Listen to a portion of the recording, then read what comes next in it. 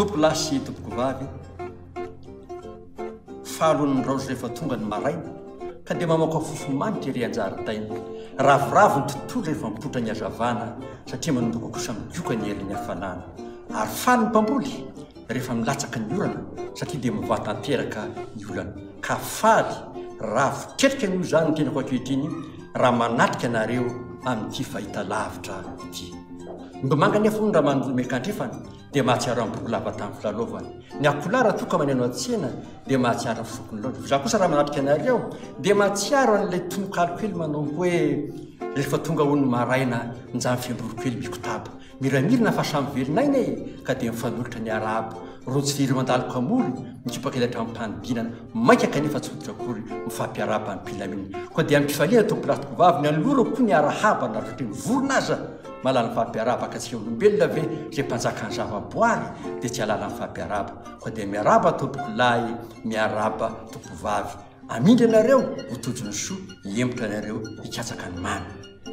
zay ny ela tompoko lahy sy tompoko vavy ela tsy azo levoapotsy nefa ny rano tsy mirina foana fao vato setroka tsy midona koa na fao hafa ary matony tena anay mijoro manoloanareo dia mananjavatra tiana hambary na dia mivampotoana sahala amin'izao aza tompoko lahy tompoko vavy sasapoana matsony rao sopatre fa tsy mova ny lokony lanitra ireny ny lamba napetraka ho ny mora raisina ny mbona mpandrina mora foazina ary ny tenina atao kosa dia mora tsahivina koa dia izahay tsy mihinana ny voamanadiny fa ny tenina foana ny voamatsy ka dia na tsy ahy izahay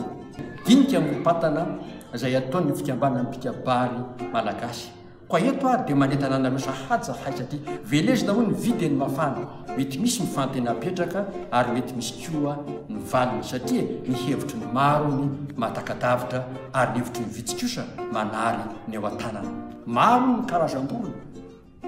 fa ny akola ihany no natao famomandry be ny karazan-kazo fa ny ambiaty ihany ny famaritaran-taona ary be ny resaka be ny kabary zay ataontsika pikabary fa mbola mitana ny larana voalohany amin'ireny tompolahy vavy ny atao hoe kabary ampanambadiana koa manasantsika pikambana fipimary hetra maneran-tany anatrika an'izany takaro dinika morom-patana izany ary aroty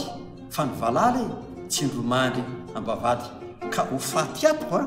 zay tsy mahita an'io